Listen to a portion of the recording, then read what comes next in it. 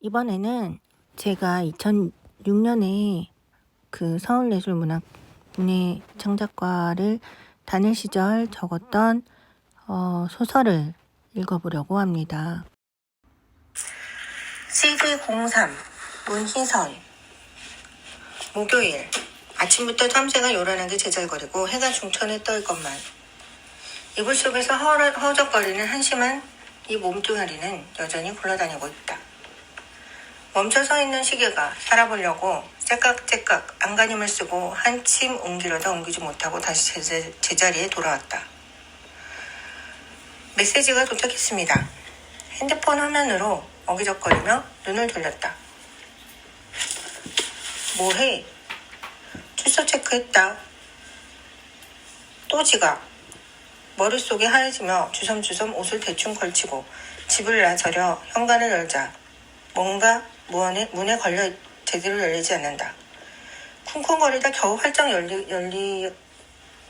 열린 문 밑을 자세히 보니 하얀색 D&B 폰이 있었다.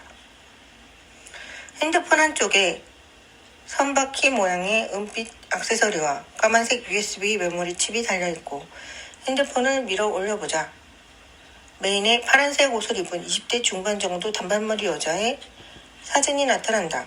내 핸드폰과 비교가 된다. 3년도 더 되어 바꿀 때가 되었는데 여전히 그대로 사용해야 하는 무전기. 최신형을 들고 있는 동안 잠시 묘하게 기분이 좋아진다.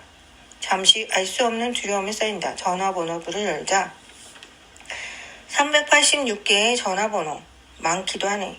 1번 수, 2번 우, 3번 미, 4번 양, 5번 가. 이상한 이름이다. 보통 1번에는 집을 등록해 놓는데 이거 뭔가 집인지 친구인지 알 수가 없다. 주인을 찾아주기는 해야 할 텐데 갑자기 핸드폰이 빽빽거리더니 뽀로록 전원이 꺼져버렸다. 이런. 근처에 편의점을 가려면 10분도 더 걸어가야 하니 그러기엔 시간이 너무 지체되는 일이었기에 단호히 핸드폰을 가방에 넣고 학교로 달려가기 시작했다. 가쁜 숨이 눈 위를 지나 머리 위로 쳐 올라가려고 했다. 타과에 모르는 많은 학생들이 앉아있다. 교양 수업이라 그런지 익숙한 분위기는 아니다. 어쩐지 여기 앉아있는 학생들 사이에 핸드폰 주인이 있을지도 모른다. 생각하니 모두 핸드폰과 연관이 있어 보였다. 그러나 20대 중반 정도의 여자 사진을 메인 사진에 등록해 놓을 만한 사람이 없어 보인다. 어쩌면 연상의 여자를 사귀고 있는 어떤 남학생일지도 모른다. 다시 한번 핸드폰 이름을 떠올려보자. 큰 강당의 마이크 소리가 쩌렁쩌렁 하는 동안 학생들은 일제히 그 마이크를 주시하고 조용히 앉아있다. 그 사이를 비집고 이 사람 저 사람 쳐다보며 OX를 청한다. 거의 반 정도 되는 학생의 얼굴에 X가 쳐졌을 무렵 툭! 허리를 숙이고 달려 들어온 친구 녀석이 갑자기 나를 쳐 흐름이 잠시 깨져버렸다. 왔어? 누구까지 있더라? 훑고 지나간 듯한 얼굴들이 다 같아 보이는 것은 뭘까? 아니겠지. CD01-1 X년 X월 X1 XX 최면실. 화면이 바뀌어 사무실 한가운데 교복을 입은 여학생이 누워있다. 곧 아저씨가 입을 연다. 자, 상철군. 처음으로 만났을 때로 갑니다. 무엇이 보이나요? 편지가 보여요. 읽어보래요. 뭐라고 써있나요? 좋아한대요. 영화표가 한 장 들어있어요. 그래서 나갈 건가요? 아니요. 동생이 좋아할 거. 그럼 동생을 보냈군요. 아니, 셋이 갔어요. 상철군 어떤가요? 무뚝뚝하게 쳐다만 봐요. 쑥스러운가 봐요. 여중생은 살짝 웃는다. 손님 다 됐습니다. 편의점 직원이 낭랑한 목소리로 나를 불렀다. D&B 폰을 켜고 잠시 있자 메시지가 도착. 조금 있으려니 삐삐 메시지가 도착했다. 오늘 너무 덥네요. 저녁에 소낙비 내린대요. 우산 챙기셨나요? 저녁이 비 온다니. 비가 안 오네요. 뉴스가 분명 그랬는데. 핸드폰 주인의 애인 메시지인 것 같다. 나는 핸드폰을 보며 편의점 앞 벤치에 앉았다. 메시지가 온 핸드폰 밑에 양이라는 적혀 있었다. 양군, 아니 양양일 수도 있는 번호. 나는 핸드폰 메시지를 앞으로 계속 넘겨보니 최근에 온 메시지가 모두 양에게서 온 메시지가 도착했습니다. 또 메시지가 온 걸까? 이번엔 내 핸드폰의 메시지다. 너 또 지각이야? 아르바이트 하기 싫어? 후다닥 달려나갔다. 달려가는 동안 핸드폰에서 계속 빽거리는 메시지 소리가 들려오고 있다.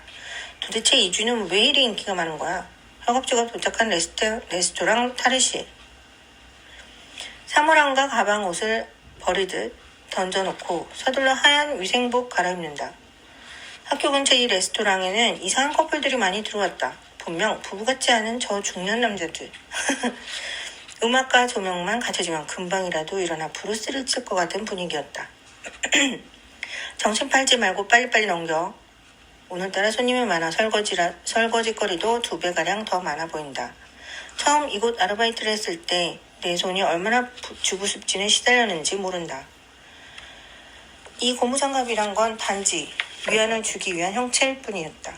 그래도 처음과 달리 깨끗하게 반짝거리는 그릇들을 보면 마음이 조금 후련하기도 했다. 그리고 조금은 세제 중독에 걸린 것 같았다. 야, 너 나랑 하루만 시간 바꿔줄래? 주로 낮 시간과 밤 시간을 번갈아하는 과 선배가 말을 건넸다. 나 그날 걔 생일이야. 알잖아요. 나도 수업 있는 거. 단호히 거절했다고 생각했지만 또다시 내 눈을 불쌍한 표정으로 쳐다봤다. 딱 하루만 부탁이야. 이젠 칭얼대기 시작했고 난 애써 날카롭게 때려봤다. 알았어요. 저리 비켜요. 톡톡. 고마워. 선배는 내 어깨를 살짝 치더니 한마디 툭 던지며 재빠르게 뛰어나갔다. 그릇들은 물과 흰 거품 사이로 팅팅 부딪혀가며 우글거리고 내 귀 밑으로 땀방울 하나가 쭉 흘러내렸다. 그리고 많은 시간 하는 것은 아니나 언제나 이곳 아르바이트가 끝나면 기진맥진에 옷 갈아입는 것도 번거로웠다. 메시지가 도착했습니다. 그렇다. 핸드폰. 조심해서 핸드폰을 열었다. 흐린 날씨도 좋죠. 많이 바쁜가 봐요. 일주일째. 오늘은 세미나가 있어 이제야 집에 왔네요. 아침 식사는 잘하고 계세요? 매일 아침 메시지를 주시더니 언니가 강아지를 데려왔어요. 핸드폰을 닫았다. 그러나 잠시 후 생각이 바뀌어 핸드폰을 들었고 수라고 적혀있는 1번을 길게 눌러봤다. 031-2926-296 샹송이 흘러나왔다. 똑같은 샹송이 몇 번을 반복해 지나가지만 전화에 나오는 사람은 아무도 없었다. 2번을 길게 눌러보았다. 011-925 누군가 핸드폰 투박한 전화벨을 울리더니 덜컥 소리샘으로 넘어가 버렸다. 무슨 장난 전화라도 하고 있는 듯 착각이 들어 심장이 떨리더니 그만 전화를 끊어버렸다. 이렇게 놀라 할 이유는 없었는데 3번을 눌러보려는데 버스는 이미 집 앞에 와 있었다. 무거운 몸을 끌어올려 버스에서 툭 하고 떨어지듯 내렸다. 달빛이 고요하게 길을 겨우 비추어줬다. 이 시골길 같은 시멘트 길 하고는 메시지가 도착했습니다. 또 문자다. 제가 싫어졌나요? 난 한참 동안 DMB 폰을 보고 있었다. DMB 폰 주인은 일주일째 이 핸드폰을 찾고 있을까? 핸드폰을 열고 문자를 쓰기 시작했다. 핸드폰 부시에서 제가 가지고 까지만 쓰다가 잠시 멈춰서 DMB 폰을 지그시 내려보았다. 이렇게 할 일이 답신을 해줘야 하는 걸까? 굳이 그럴 필요는 없었다. 나는 써 내려가던 문자를 모두 지워버렸다. 그런데 이번엔 그 텅 빈 칸이 나를 유혹하고 있는 것이었다. 무언가를 써야 할 빈 칸. 나는 생각할 틈도 없이 문자를 쳐내려갔다. 아니요, 잠시 일이 있어 문자를 못 보냈어요. 전송. 메시지가 도착했습니다. 몇 걸음 떼지도 못했을 때였다. 아, 그렇군요. 지금 회사인가요? 이런, 내가 무슨 짓을 한 거지? 이 사람 회사원이군. 조금 불안해하면서도 한편으로 재미가 붙어 다급한 듯 써내려갔다. 오늘 조금 일이 많아 피곤하네요. 저 조금 일찍 잡니다. 아, 네, 좋은 하루 되세요. 휴, 한숨이 나오고 등골이 오싹해지기 시작해 집에 도착하자마자 핸드폰을 내동댕이 쳐버렸다. 까만 천장에 대고 머릿속이 맴돌았다. 괜히 보냈나? 월요일, 낮에는 그다지 일이 많지는 않았었기에 적당한 커피 정도는 내 손까지 오게 되었다. 선배한테 얘기는 많이 들었지만 너무 다른 분위기에 힐끔힐끔 밖을 쳐다봤다. 햇볕이 따사로이 테이블을 비치고 의자 위에 찻잔에 커피향이 피어올라 클래식 음악과 함께 조용히 깔리는 여느 평범한 카페와 다를 바 없는 레스토랑. 젊은 학생들로 가득 차고 가끔 연인끼리 앉아 서로 쳐다보며 히끅거리고 웃는 모습. 밤의 희뿌연 연기 속 쾌쾌함은 모두 소파 밑으로 숨어버렸다. 문 열리는 소리가 난다. 어느 파란 티를 입은 여자가 들어오는 것 같았다. 아니, 그 여자가 들어왔다. DMB 폰 메인 사진의 그 여자였다. 난 눈이 휘둥그레졌다.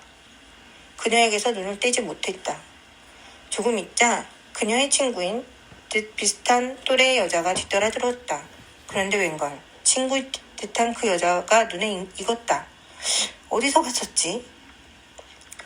그녀들은 화기애애하게 작은 수다를 떨다가 가끔 화장실에 가고 이따금 DMB 폰을 들고 오래도록 눌렀다. 그리고 그 문자는 곧 탈의실로 날아와 내 등에 식은땀을 흘리게 했다. 그렇게 두어 시간을 있다 그녀들은 그렇게 가고 말았다. 이리 쿵 저리 쿵. 유동치는 버스 안에서도 검은 길에서도 그놈의 DMB 폰만이 내 시야를 가득 채웠고 집에 도착하는 순간 머릿속 이곳저곳이 아파오기 시작했다. 점심 드셨나요? 전 카페에 들러 한잔하고 있네요. 커피 한잔하고 있네요. 머릿속에 맴돌아 난 어쩔 수 없이 DMB 폰을 집어들었다. 밤 공기가 무척이나 차요. 어제 무리해서 그런지 오늘까지 머리가 좀 어지러네요. 전송. 메시지가 도착했습니다. 어머, 어째요? 푹 쉬셔야겠어요. 네, 그래야겠네요. 전송이 알려지자마자 핸드폰을 꺼버렸다. 메시지가 도착했습니다. 난 다시 DMB 폰 전원을 확인했지만 역시 전원은 꺼져 있었다. 이게 어떻게 된 거지? 그제야 나는 내 핸드폰을 끄집어냈다. 야, 오늘 고맙다. 내가 내일 밥 살게. 아니다. 내일은 시간도 안 날 테니 다음에 살게. 잘 자. 아니 뭐야? 다음에 사면 언제 산다는 거지? 난 통화 버튼을 한껏 눌렀다. 포로록. 전원이 없었다. 휴. 문득 DMB 폰에 눈이 들어왔다. 선배 뭐야? 선배는 그냥 그날 있었던 일을 자랑하듯 늘어놓았고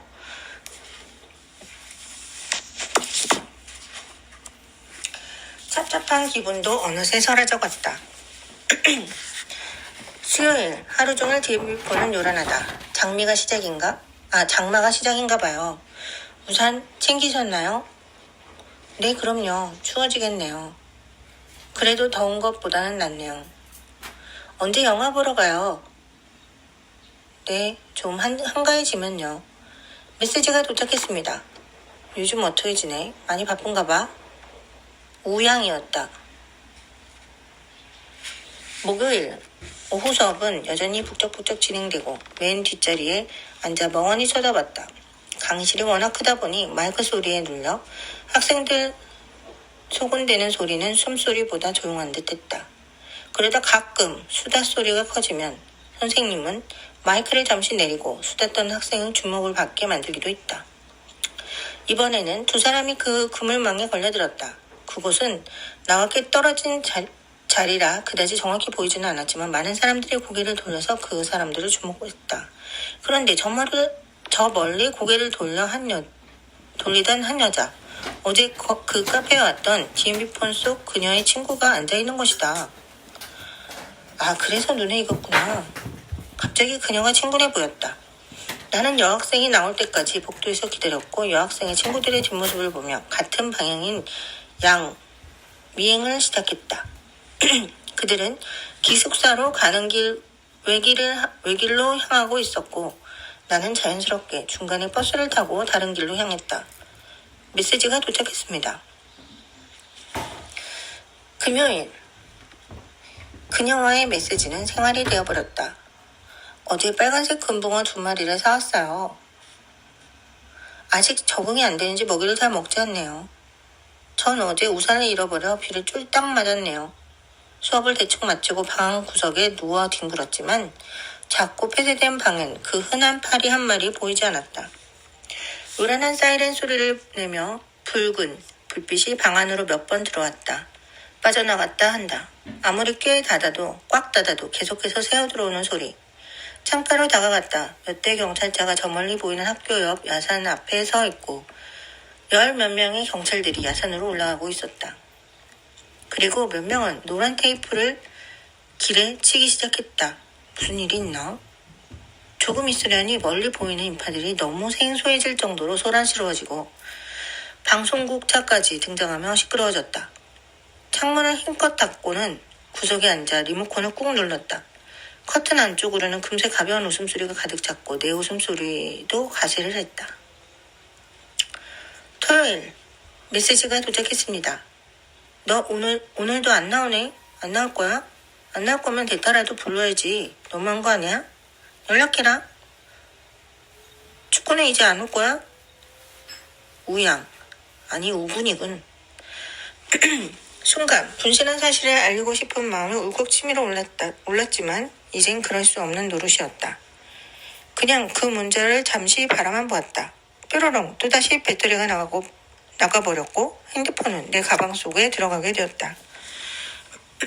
CD01-2 자, 주변에 뭐가 보이죠? 파란솔 밑에 앉아있어요.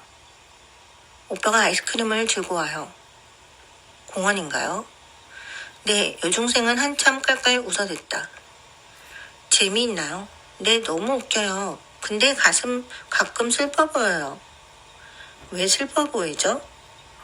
몰라요. 그냥 가끔 무표정할 때 무서워도 보이고 슬퍼 보이기도 하고 그래요.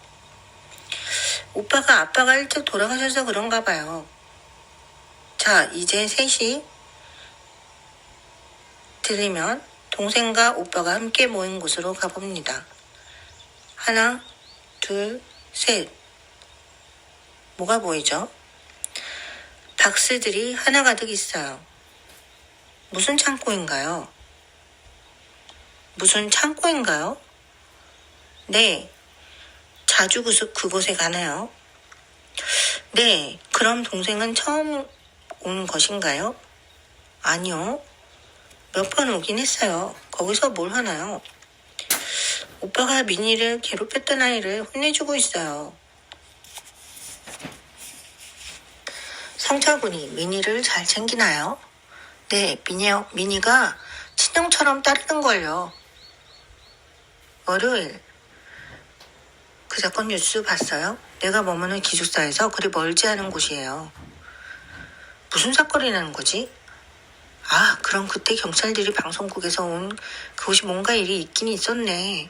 뉴스까지 난 걸 보니 뭔가 모르는 찜찜함과 두려움이 일수 느껴졌다. 그러게요. 그러네요. 학교 잔디밭을 걸어가며 문자를 보내는 동안 구름 사이로 태양이 나오고 들어가고를 반복하고 있었다. 그리고 무섭게 생긴 경찰관 몇 명이 학교 안을 걸어다니고 있었다. 경찰관 옆에는 셔츠를 입은 남자도 함께 누군가를 찾고 있는 듯 했다. 월요일, 그 사건 뉴스 봤어? 내가 머무는 기숙사에서 그리 멀지 않은 곳이에요. 무슨 사건이라는 거지? 아, 그럼 그때 경찰들이 방송국에서 온 그곳이 뭔가 일이 있긴 있었네. 뉴스에까지 난 걸 보니 뭔가 모르는 찜찜한 두려움이 일순 느껴졌다. 그러게요, 그러네요. 학교 잔디밭을 걸어가며 문자를 보내는 동안 구름 사이로 태양이 나오고 들어가고를 반복하고 있었다. 그리고 무섭게 생긴 경찰관 몇 명이 학교 안을 걸어다니고 있었다. 경찰관 옆에는 셔츠를 입은 남자도 함께 누군가를 찾고 있는 듯 했다.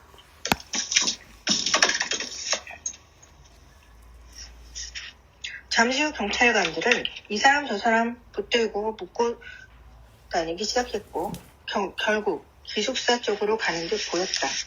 여기저기 수군거리며 힐끔힐끔 그들을 찾아본 학생들도 그들이 사라지자 다시 한가로운 듯 잔디밭을 걸어다니게 되었다. 미세한 바람도 잔디밭을 스쳐 내 뺨을 스쳤고 햇볕은 여전히 한가로이 구름 사이를 돌아다니고 있었다. 잠시 후 경찰관이 한 학생을 데리고 차로 돌아가는 모습이 보였다. DMB 폰 속의 그녀였다. 나는 알 수 없는 연민으로 그녀를 쳐다보고만 있었다. 잠시 그녀 눈이 내게로 와 내 심장을 먹게 하고 그렇게 경찰 일과 사라져버렸다. 무슨 일이 있는 걸까? 화요일. 어제는 그렇게 그녀로부터 메시지는 없었다. 난 무슨 일인지 궁금해 머리가 터질 듯 했지만 물어볼 수도 없는 노릇이었다. 조금 멀리 떨어져 있긴 했지만 그녀의 얼굴이 아직도 생생했다. 불안한 듯 울 듯 아니 눈물이 맺혀있는 듯한 촉촉한 그러나 어느 순간 간연히 듯 보였던 그 눈. 그 얼굴이 자꾸 떠올라 DMB폰을 아직도 내 손에 안에서 꿈틀거리고 있다. 너 또 지각이냐? 서둘러 입은 옷은 제대로 걸쳤는지도 모르게 내 몸을 따라다녔고 등굣길 노란 줄을 따라 멍한 시간이 흘러가고 있는데 아이쿠 발을 헛디뎠다. 균형이 비틀거리다 일어 한쪽으로 기울었는데 손에 들고 있던 DMB폰이 저 멀리 굴러떨어졌다. DMB폰을 잡으려다가 다가가는 순간 하얀 고양이가 나타나 핸드폰을 물고 옆 야산으로 달아나 버리고 말았다. 저런 빌어먹을 고양이. 내 발걸음은 노란 줄을 넘어 흰 고양이를 따라가고 있었다. 흰 고양이는 작은 몸으로 경사지고 풀이 무성한 언덕을 날려놓는 잘도 올라가고 있었지만 올라가다 그만 DMB폰을 놓치고 말았다. 잘 되었다 싶어 그곳으로 성큼 달려가 멈춰 서라는데 발을 헛디뎌 떨어질 뻔했다. 정상 한가운데 있는 큰 구덩이가 나 있고 그 안에는 아무것도 보이질 않았다. 내가 들어가도 혼자서는 빠져나오기 힘든 정도의 깊이였다. 어딘가로 사라진 고양이는 더 이상 머릿속에 없고 그 구덩이가 온 머리를 뒤집었다. 갑자기 노란색 경찰차, 방송국차, 구급차가 방에서 보던 그때의 장면이 함께 영상에 돌려지고 있었다. 웅성웅성 저 밑에 누군가 사람의 목소리가 들려오는데 마치 죄인이 된 양 무서운 생각이 들어 조용히 DMB폰을 들고 학교 쪽으로 도망가듯 내려가기 시작했다. 허둥지둥 넘어질 때 굴러가듯 그렇게 평지가 나타났을 때 발을 헛디뎠다. 아이쿠! 난 보기 좋게 엎어졌고 그 힘에 가방 안에 모두 쏟아져 나왔다. 가방 안에 물건이 모두 쏟아져 나왔다. 하나하나 주워가는데 DMB폰이 또다시 보이질 않았다. 두리번거리다 도로 위에 떨어져 있는 것을 보고 다가가려는데 차가 한 대 급하게 학교로 올라가고 있었다. 어허! 자동차 바퀴는 다행히 DMB폰을 피해 그 옆을 살짝 스쳐 지나갔다. 차를 한번 째려본 후 폰을 들어봤다. 선바퀴 액세서리가 망가져 있다. 이런 아까운 것. 너덜너덜한 액세서리는 조금 조심스럽게 풀러 가방에 넣었다. 자리에 앉아 종이 쪽지를 내밀었다. 옆에 야산에 대한 뉴스 들었어? 들었어. 끔찍하지 않아? 난 몰라. 뭔데 전화냐? 몰라. 시체가 발견됐대. 순간 머리가 멎는 듯했다. 그럼 그 구덩이에 시체가 있었단 말이야? 갑자기 파란 티는 무슨 연관이 있을까 생각했던 나는 어느새 핸드폰을 두드리고 있었다. 바람이 신선하네요. 그러나 수업이 끝날 때까지 답시는 없었다. 그리고 점심을 먹는 동안에도 그 구덩이가 내 앞에 있는 것 같아 매번 넘기지 못하고 답답해했다. 그녀는 왜 그날 경찰들이 혹시 그녀가 범죄자라도? 아니면 이 핸드폰이 주인이? 아니면 이 핸드폰이 혹시? 까지 생각하자 온 바닥 위로 들쑥들쑥 솟아오르는 것 같더니 더 이상 가만히 있을 수가 없어져 그대로 가볍게 인사를 하고 방으로 달려갔다. 내 방은 마치 그 구덩이 속에라도 있는 듯 답답하고 싸늘한 어둠으로 뒤덮여 있었다. 컴퓨터 화면에는 곧바로 야산에 대한 뉴스가 줄을 이어 나타났다. 시체에 대한 내용은 아직 며칠 되지 않아 밝혀진 바는 별로 없었다. 단지 20대 후반에서 30대 초반으로 되는 남자인 것과 그의 여자친구인 듯한 인물이 확인차 불려갔다는 것이었다. 문자가 도착했습니다. 그녀에게 문자가 왔다. 누구세요? 당신? 난 순간 움직일 수가 없었다. 그대로 시간이 멈춘 지 얼마 지났을까? 초인종 소리가 나고 어떤 묵직한 목소리가 내 이름을 정중히 불러 도어 스코프로 밖을 내다봤다. 난방을 입은 사람과 경찰이었다. 순간 가슴이 콱 막히는 듯 했고 커튼과 창문 눈앞으로 다가왔다. 숨을 크게 들이마셨다. 내뱉었다. 내가 무슨 잘못을 했다고. 난 단지 떨어져 있는 핸드폰을 준 것뿐이야. 온 방안이 모두 나에게 다가와 내 목을 조르는 듯하여 내 손과 눈이 떨려왔다. 다시 한번 숨을 크게 쉬고 방이 조용해졌을 무렵 차분한 표정으로 문을 열었다. 그들은 무언가 호령하듯 쩌렁거리며 나를 데리고 나가려 했다. 잠깐! 무슨 일이에요? 핸드폰 때문에 그래요? 잠시 수사에 협조해 주셔야겠습니다. 네, 핸드폰 일로 찾아왔습니다. 가지 좀 가주시죠. 그래, 난 죄가 없어. 바로 들어오게 될 거야. 알았어요. 옷 좀 갈아입고 나갈게요. 하고 말을 하고는 문을 닫는 내 마음은 감옥에 끌려가는 죄수가 됐네요. 무겁게 가라앉고 있었다. 경찰서 안에는 아주 시끄러운 분위기였다. 난 어두컴컴한 방으로 들어가 앉게 되었고 앞에 한 형사처럼 보이는 사람이 노트북을 펴고 앉았다. 당신은 핸드폰 GPS 추적으로 이곳에 오게 된 것입니다. 우리는 그 핸드폰에 대해 알고 싶어요. 자, 시작합니다. 핸드폰은 당신에게 있나요? 네? 아, 이건 당신이 김상철 씨를 살해했나요? 네? 아니요. 전 그 사람 누군지도 몰라요. 그런데 어떻게 그 사람 핸드폰 당신 손에 있는 거죠? 말이 안 되는 것 같은데요. 한 달 전 수요일 오후 9시 당신은 어디서 뭘 하고 있었나요? 전 그때 아까 그 방에 있었겠죠. 사실은 잘 기억나지 않아요. 누군가 증명해 줄 사람이 있나요? 아니요. 전 저 혼자 살기 때문에 누군가 증명할 사람은 없어요. 전 그 핸드폰을 여기 보면 직접 통화를 한 사람이 있는데 이 사람이 누구죠? 범행 당일 같이 있지 않았나요? 앞에 선 형사의 손에는 핸드폰 통화 내역이 상세하게 기록되어 있었다. 분명 선배와 통화를 길게 했었다. 범행이라뇨. 전 단지 핸드폰을 주웠을 뿐이에요. 주웠어요? 네, 주웠어요. 어디서 언제 주웠나요? 목요일 수업 전이니까 2주 전쯤이네요. 학교 가는 길에 주웠어요. 그러면 아직도 가지고 있나요? 주인을 찾아주거나 그냥 버려두는 게 보통 아닌가요? 네, 처음엔 저도 찾아주려고 했는데 그런데 모두 전화를 안 받더라고요. 조금 있으니까 문자가 오더라고요. 애인 같은 사람에게서. 그래서 울적기를 답신했다가 찾아주기 꺼려지게 된 거죠. 얼떨결에. 애인 같은 사람이 너무 기다리는 것 같아서 안타까웠어요. 안타까워서. 그래서 문자를 하게 되었다. 못 돌려주고 해줬다. 네, 그렇다니까요. 자, 그럼 휴대폰을 좀 주시겠어요? 여기요. 이렇게까지 되었는데 굳이 제가 가지고 있을 이유는 없네요. 잠시만 쉽시다. 형사는 거만한 듯 담배를 꺼내 물며 문 밖으로 나가버렸다. 작고 어두운 방은 잠시 무거운 공기가 가라앉았다. 잠시 후면 형사가 들어와 내 앞에 커피 한 잔을 놓아주고 주르르 둘러앉아 작게 흘끔 쳐다보곤 서로 눈을 마주쳐 보았다. 곧 한 형사가 안주머니에서 한 남자의 사진을 꺼내 테이블 위에 툭 올려놨다. 사진을 자세히 보고 또 보았다. 어디선가 본 얼굴, 눈매, 코, 입. 이 사람 정말 몰라요? 글쎄요, 잘 모르겠는데요. 어디서 많이 본 것은 같은데 잘 기억은 안 나요. 갑자기 테이블이 내게 쏠려가고 그대로 깜깜해졌다. 작은 방의 천장이 눈앞에 보이고 웅성웅성 문 앞에서 누군가 떠들썩한 소리가 났다. 지끈거리는 머리를 한 손으로 쥐어뜯으며 문을 열어보지만 밖에는 아무것도 없었다. 다시 문을 닫고 들어가자마자 복도 끝에서 누군가가 걸어왔다. 정신이 좀 드세요?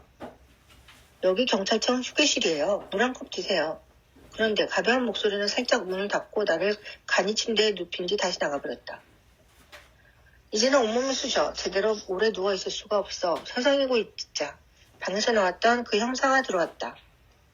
자, 이제 돌아가셔도 됩니다. 그리고 다음에 혹시 일이 있게 되면 다시 협조 부탁드립니다. 몰아세울 때는 언제고 이제 와서 저런 부드러운 태도라니. 참 어처구니가 없었다. 2번 다시 협조하나 봐라. 나는 주섬주섬 옷까지 와 가방을 챙겨놓고 누가 쫓아오고 이러더라도 빠른 걸음으로 두리번거리며 밖으로 나왔다. 컴컴한 길 저 멀리 기분 나쁘도록 가냘픈 고양이 소리가 들렸다. 그리고 잠시 그곳을 봤을 때 파란 불빛 2개가 잠시 반짝하더니 사라졌다. 기분 더럽네. 첫 메시지가 도착했습니다. 오늘 수고 많으셨어요. 앞으로도 많은 협조 부탁드립니다. 순간 발걸음을 멈추고 머릿속이 너저분해졌다. 나는 곧 집을 향해 달리기 시작했고 방문은 이미 내 눈앞에 있었다. 통장을 열어보았다. 집세 빼고 등록금 빼고 핸드폰 요금 빼고 이 정도면 하고 생각하고 그대로 밖으로 뛰어나갔다. 냇가로 향했다. 부닥다리 무전기를 바닥에 내동대기 치고 발로 실컷 밟아주었지만 전혀 모양의 방향새가 없자 근처 나무 탑목을 집어들고 힘껏 내리치기 시작했다. 핸드폰 액정이 와장창 깨져버렸고 그것을 보고 바로 냇가에 던져버렸다. 냇물 소리가 조용히 흐르고 있었다. 수요일 아침이 밝아 냇가로 달려나갔지만 이미 무전기는 어디에도 보이지 않았다. 가끔 모기들이 나를 괴롭히기만 했다. 무거운 발은 무섭게 자기들끼리 전자상가로 들어섰다. 분실. 작은 DMB폰이 손안에 착 달라붙어 떨어지지 않는다. 이것저것 만지작거리다 라디오를 켰다. 이 시간 교통 상황입니다. 짜증이 나 다시 통화 버튼을 눌렀다. 엄마 이번 주에 갈게. 그래 무슨 일 없지? 어제 꿈자리가 좀 이상하더라. 이런 무슨 투박한 발걸음은 어느새 집에 와 있었다. 방문도 바람에 흩날리는 커튼도 아직 켜져 있는 컴퓨터도 너무 생소해 보였다. 2시간이 넘는 여정이지만 방은 바로 전 잠시 나갔다. 몇 분 되지 않아 다시 돌아온 듯한 느낌. 이게 뭐하는 짓이람? 즐거움도 잠시 곧 할부 계산된 핸드폰 요금이 눈앞에 쏟아져 나오는 것 같았다. 이를 어쩐담? 이번 달은 또다시 아름다운 라면 퍼레이드가 계속되리라. 핸드폰이 울렸다. 예, 어디 경찰서 누구누구입니다. 다시 와 주셨으면 하는데요. 오늘 오실 수 있나요? 중요한 일입니다. 날이 어수룩해질 무렵 나는 경찰서에 도착했다. 아, 이쪽으로 오시죠. 나는 다시 구방에 들어가게 되었다. 협조해 주셔서 감사합니다. 단일 중학교 나오셨죠? 중학교요? 글쎄요. 자신이 어느 중학교 나온지 모릅니까? 아, 그런 것 같네요. 동생과 같이 다니셨군요. 동생이요? 전 동생 없는데요. 그리고 사실 중학교 때 기억이 잘 없어요. 그때 자주 쓰러졌어요. 네, 잠시 정신과를 다닌 기록이 있더군요. 정신과요? 제가요? 아니요. 무슨 근거로 그런 말씀하시죠? 그리고 설사 그렇다 해도 제가 무슨 연관이 있다고 제 조사를 하시나요? 네, 알겠습니다. 그럼 이 여자분 하세요. 이번엔 파란색 티의 여자 사진을 보였다. 네, 아니 안다기보다 전화기 속에 메인 사진으로 등록되어 있었어요. 자, 그럼 이 사진을 보세요. 전에 보여준 남자 사진을 다시 보여준다. 이 사람을 어디서 본 것 같긴 한데 잘 모르겠습니다. 같은 중학교 출신이란 것도 압니까? 선배란 말입니다. 네? 선배요? 네, 잘 모르겠는데요. 그래서 눈에 있나요? 됐습니다. 토요일. 버스는 미끄러지듯 고속도로를 달리고 있고 곧 높고 낮은 빌딩 사이를 달리기 시작했다. 자악한 안개 속에서도 저 멀리 높은 남산만 희미하게 정체를 드러내고 있었다. 버스에서 털썩 뛰어내린 후 오랫동안 걷자 언덕 너머 빨간 대문이 보였다. 작은 벨을 누르자 순식간에 대문이 열렸다. 엄마는 내 얼굴을 보고 주변 밖을 두리번거리더니 숨기기라도 하듯 끌어들였다. 엄마 왜 그래? 오늘 급히 가야 할 곳이 있어. 엄마는 나를 택시에 태워 허름한 골목 속 한 사무실로 들어갔다. 사무실 한가운데는 푹신한 1인용 소파가 있고 주변에 테이블과 의자가 놓여 있었다. 엄마는 의자에 앉고 마중을 나온 한 아저씨는 나와 소파에 앉으라고 했다. 어서 오세요. 자, 이리 앉으세요. 타협을 시작합니다. 그러나 나는 그 후로 아무것도 기억하지를 못했다. 다시 깨어나 보니 그동안 못 잔 만큼 푹 잔 듯 개운했다. 엄마, 나 뭐 한 거야? 엄마의 얼굴은 눈물로 범벅이 되어 있었고 손에는 작은 봉투 하나가 들려 있었다. 나는 조용히 엄마 뒤를 따라 걷고 또 걸었다. 집에 도착하다 엄마는 그 봉투를 들고 방으로 들어가 문을 잠가버렸고 그냥 그렇겠지 무슨 일이 있나 보지 하고 아무 생각 없이 앉아있으려 해도 닫혀진 방문 너머에 무언가 있을 것 같아 계속 이리저리 왔다 갔다를 반복하고 있었다. 곧 방문이 열리고 엄마는 나왔다. 난 아무렇지도 않은 듯 잡지책을 얼른 펼쳤고 서로가 서로에게 관심이 없는 듯 그렇게 식사 시간 때까지 테이블 위에 잡지들을 뒤적이고 있었다. 일요일 엄마는 시장에 가겠노라고 나를 같이 데리고 가려 했지만 난 그다지 흥미가 없었다. 집은 곧 조용해지고 안방문이 내 눈앞에 크게 다가오고 있었다. 나는 엄마가 길모퉁이를 도는 곳을 창밖으로 확인하고 바로 들어가 안방을 뒤지기 시작했다. 장롱, 화장대 모두 지적거려 보였지만 작은 봉투에 들어있을 만한 것은 아무것도 없었다. 마지막에 서랍을 열 차례였다. 집안 문선이 작은 서류 가방에 들어있었고 옆에는 CD 케이스가 있었다. CD 케이스? 여기 웬 CD 케이스가 있지? 조심해서 CD 케이스를 열어보았다. 2개의 CD가 양옆에 뒤로 3개가 있었다. 그리고 그 뒤에 CD에 어제의 날짜가 적힌 스티커가 붙여져 있었고 앞에 2장 모두 중학교 때 CD였다. 아무 망설임 없이 CD 케이스를 들어 방으로 틀어보았다. 동영상이 들어있었고 그 가게에 있는 나와 엄마 그리고 그 아저씨가 찍혀져 있었다. 그리고 어딘가 내가 앉은 소파 앞쪽에 고정된 카메라에서 찍힌 것을 금세 알 수 있었다. 시간은 더디게 흘러 이제 마지막 아저씨가 시작한다는 말을 하기 시작했을 때였다. 찰칵. 집에 있니? 문 좀 열어. 엄마 목소리였다. 후다닥 동영상을 끄고 안방으로 달려가 물건들을 정리해두고 다시 CD 케이스는 내 가방 속에 조심스레 넣었다. 잠깐만. 화장실이야. 지금 나가. 저녁 식사는 꽤 진수성찬이야. 무슨 생일상이라도 차려 먹는 것 같았다. 식사가 끝나고 난 다시 집을 나와 학교 자취방으로 향했다. 밤 10시가 되어서야 방에 도착할 수 있었다.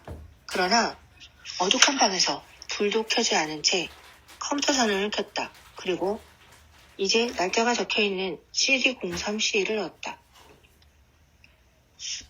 카메라는 마치 감시 카메라처럼 위에서 방 전체를 비치고 있었다. 그리고 엄마와 그 아저씨의 모습이 보였고 정 가운데 내가 소파에 누워 있었다. 자, 이제 어른이 된 상철군을 만난 날로 돌아갑니다. 자, 지금 어디에 있나요? 길이요. 집에 가고 있어요. 상철군이 보이나요? 네, 보여요. 내 앞쪽에 걸어가고 있어요. 등을 보이고 있군요. 네, 그런데 상철군이 누군지 아나요? 글쎄요, 몰라요. 그냥 알아요. 살인자예요. 내 눈이 굳게 감겨 있었다. 그래요. 그럼 지금 서로 알아봤나요? 뒤에 있는 게 나인지 몰라요. 그럼 어떻게 상철군이란 걸 알죠? 가끔 애인의 얼굴을 보려고 고개를 반쯤 돌리거든요. 저도 처음엔 몰랐어요. 가까이 있나요? 아니요, 조금 뒤에 있어요. 우연히 봤나요? 네. 그냥 쳐다만 봤나요? 네. 지금 어떤 심정이죠? 무언가로 때리고 싶어요. 상철군이요? 왜요? 몰라요. 살인자예요. 화가 나고 여기 가슴이 아파요. 나는 눈물을 흘리고 있었다.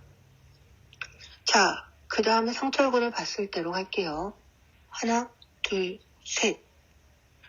뭐가 보이죠? 카페요. 그 여자와 앉아있어요. 둘이 뭘 하죠? 둘이 휴대기 들고 웃으며 장난치고 있네요.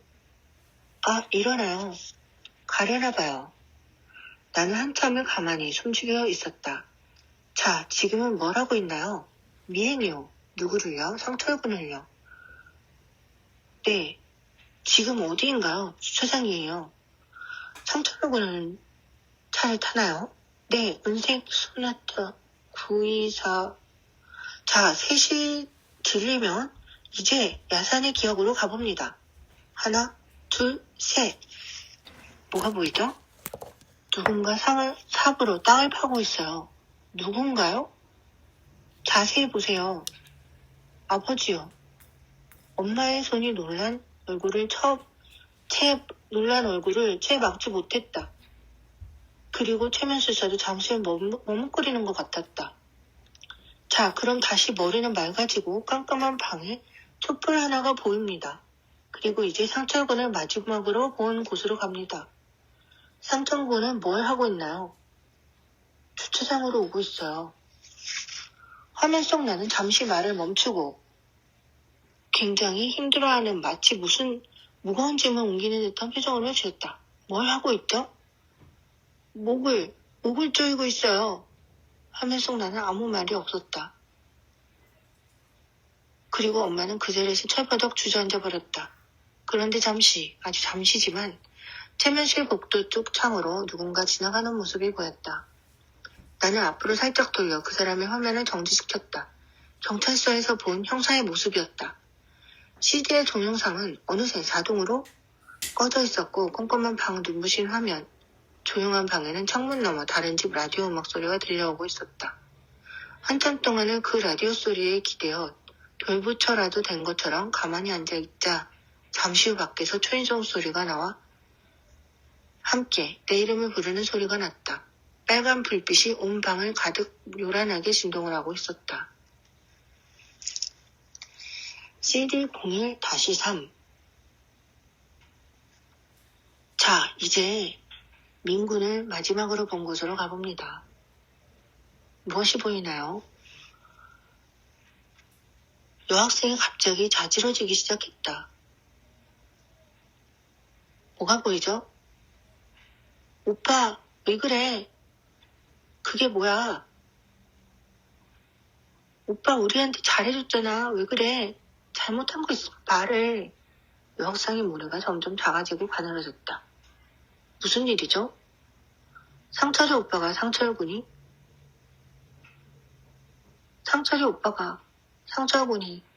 칼을 들고 있어요. 칼을 들고 있어. 무섭나요? 오빠가 민희를 어떻게 하죠? 그러지 마, 오빠. 미안해. 그러지 마. 말 잘 들을게, 오빠. 여학생은 한동안 민희와 오빠를 불러대며 소리를 질렀다. 민희 배에서 피가 너무 많이 나와. 이제 소리도 안 지르잖아. 엄마, 민희 살려줘, 엄마. 한 구석에 서 있던 아주머니는 아주 작게 소리를 내며 몸을 떨고 있었고 여학생은 한참 동안 소리를 질러 울더니 갑자기 조용해졌다. 뭐가 보이나요? 깜깜해요. 토할 것 같아요. 민희야, 미안, 민희야. 정신을 차리고 잘 보세요. 뭐가 보이죠? 아무것도 안 보여요. 소리만 나요. 무슨 소리가 나죠? 내게 다가오는 소리가 나요. 누가요? 몰라요. 누가 내 손에 끈적한 걸. 아, 칼이에요. 손에 힘이 없어요. 또 뭐가 보이죠? 화면 속 여학생은 잠시 눈물만 흘려야 된다. 자, 그럼 뭐가 들리죠? 오빠, 우리 아빠가 자기 아빠를 죽였대요. 발자국 소리가 멀어져요. 상철이가 최면술사는 코를 잠시 톡톡 치면서 굴뚝한 표정을 지었다. CD02 자, 이제 상철군 마지막 본 곳으로 갑니다. 여학생은 슬픈 표정을 짓더니 고개를 천천히 설레설레 흔든다. 뭐가 보이죠? 재판관이 보여요. 재판을 하는군요. 네, 뒤에 엄마가 있어요. 살해하지 않았어요. 난 내가 어떻게 민희를... 여학생은 고개를 조금 빨리 저으며 몸을 부르부르 떨고 있었다. 네, 압니다. 당신은 살해하지 않았어요. 여학생은 조금 진정이 되었는지 잠시 조용해졌다. 살인자. 상철군이 같이 있나요? 변호사 아저씨가 살인자를 불렀어요. 자, 변호사가 뭐라고 하나요? CD를 판사에게 가져가요. CD라면 전에 아저씨가 찍은 CD 말인가요? 몰라요. 그래서 어떻게 되었나요? 증거물이 안 된다네요. 여학생은 한동안 자는 듯이 눈물을 흘리며 조용히 누워 있었다.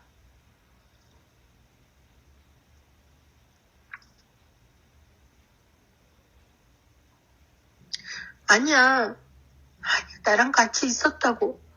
저 사람이 민희를 살해했다고. 내가 아니라 저 사람이 살해했다고. 내가 어떻게 민희를. 네, 맞아요. 상철군이 살해했단 말이죠. 자, 숨을 들이쉬고 진정합니다. 시간이 조금 흘러 법정에서 나왔습니다. 당신은 어디 있나요? 온통 하얀 방이에요. 며칠째 벽만 보고 있었어요. 벽이요? 너무 꽉 묶여있어 답답해요. 자, 이제 다시 어두운 방에 촛불 하나가 보입니다. 여학생은 다시 조용해졌다. 최면술사는 옆에 있던 아주머니를 무언가 적어 보여주었고 아주머니는 고개를 끄덕였다. 다시 여학생 옆으로 온 최면술사는 조용히 입을 열었다. 자, 촛불을 잘 보세요. 이제 당신은 상철군과 민희에 대한 기억이 모두 지워질 것입니다. 기쁜 기억도 나쁜 기억도 모두 지워질 것입니다. 이제 당신은 상철군이 누군지 모릅니다. 민희도 누군지 모릅니다. 당신은 이제 외동딸입니다. 어머니의 사랑을 독차지하며 아무 문제 없이 자라온 외동딸입니다. 이제 셋을 외치면 그리고 눈을 뜨면 당신의 기억 속 모든 것이 바뀝니다. 하나, 둘, 셋.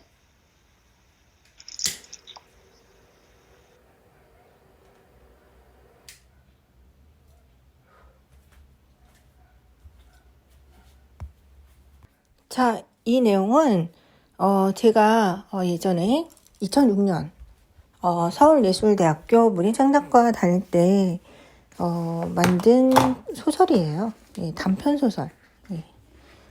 지금 문예작품집이라고 해서 1학년 B반에 소속돼 있었네요.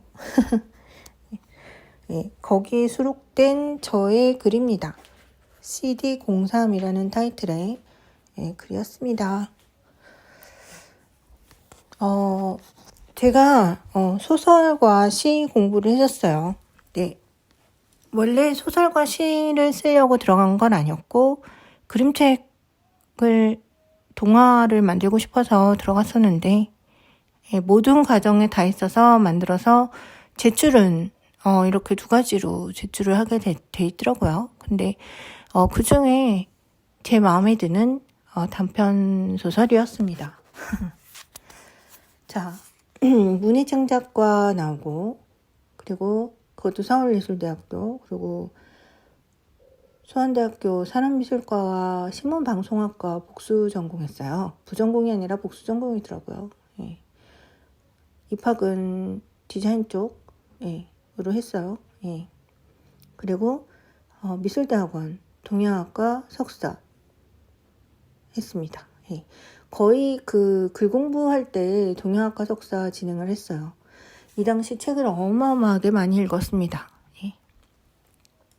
물론 문예창작과를 다녔기 때문에 기본적으로 커리큘럼 있는 그 책들을 다 읽었고요. 그리고 또 특히 체업책 많이 읽었어요. 예.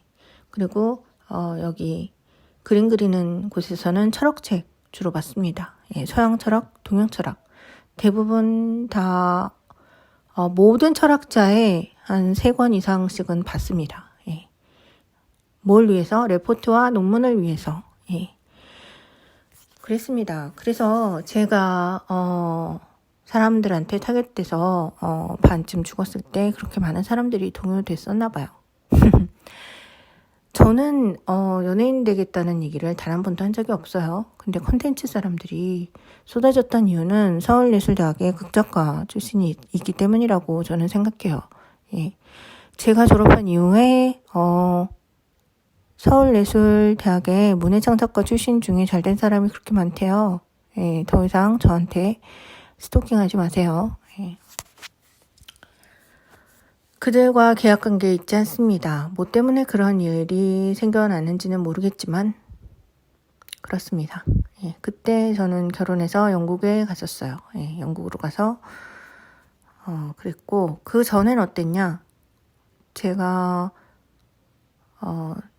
산업미술과 다니다가 부전공을 할 때 광고 쪽에 관심이 가서 했었어요. 그러다가 일본 광고가 조금 특이한 광고가 많아서 2000년도에 일본으로 건너갈 생각을 합니다. 그래서 어학연수를 먼저 했고요. 어학연수 다니면서 학원을 다니다가 일본 사람들 중에는 대학원 졸업 학위가 없어도 잘 나가는 아티스트가 있었어요. 근데 그때 착각을 했던 것 같아요. 예, 해외 학위가 있었는데 그게 아니라 일본 학위가 없는데도 잘 나가는 일러스트들이 꽤 있었어요. 예. 근데 일러스트와 아티스트들은 조금 차이가 있었더라고요. 어쨌든 그래서 그때는 일본 무사시노와 타마 시험을 보려고 준비하고 있다가 갑자기 그림책 쪽으로 빠지게 됩니다. 예. 그림책 동화를 쓰게 되는데요. 그때 왜 동화 쪽으로 빠지게 됐냐면요. 물론 동화 쓰는 것도 관심이 있었지만 그 문예창 작가 간 것도 그 때문이고요. 예. 그랬지만 캐릭터 더미본을 제가 만들었었어요. 캐릭터 더미본. 네. 캐릭터 더미본, 캐릭터 인형 책이죠. 예. 그걸 만들었었는데 그걸 가지고 게이사이 2에 냈었습니다. 게이사이 2의 캐릭터 더미본과 그림책 더미본을 만들어서 게이사이 2에 냈었어요. 그러니까 아트북이죠, 일종의. 예. 글이 전혀 적혀 있지 않은 이미지로만 되어 있는 책이었어요.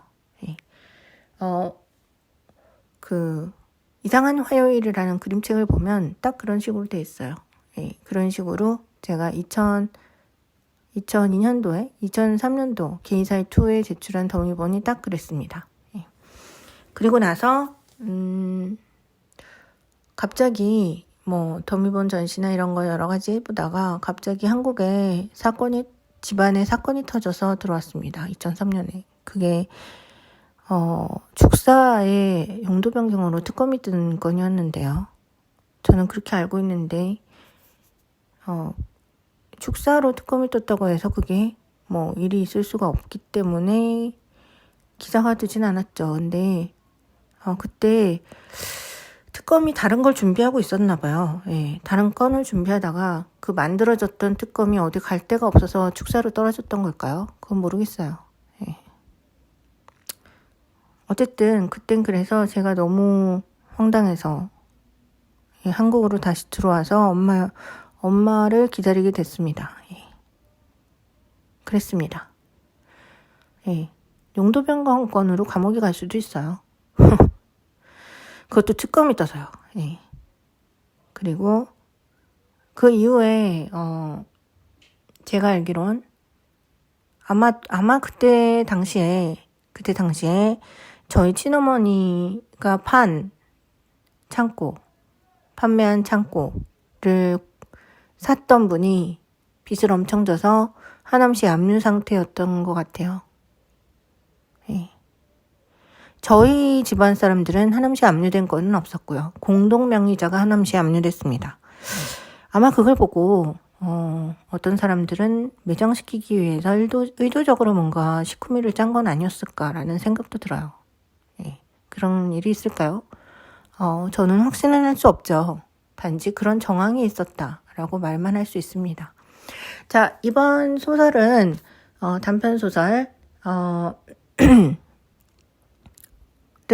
단편소설은 제가 문희선이 적었던 글이었습니다. 네. 재밌게 들었나요? 다음에 좀 이미지랑 같이 해서 좀 정리해서 다시 올릴게요.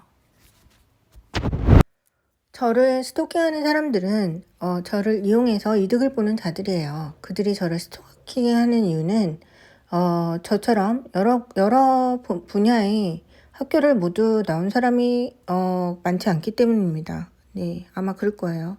네.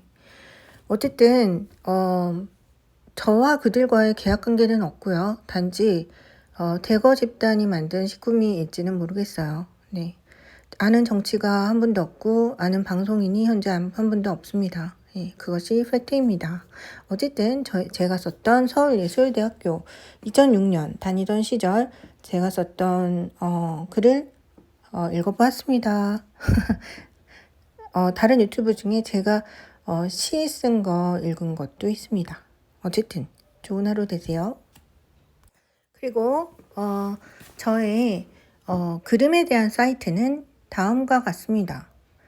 www.trart.co.kr 여기 가시면 저의 그림을 볼 수 있어요.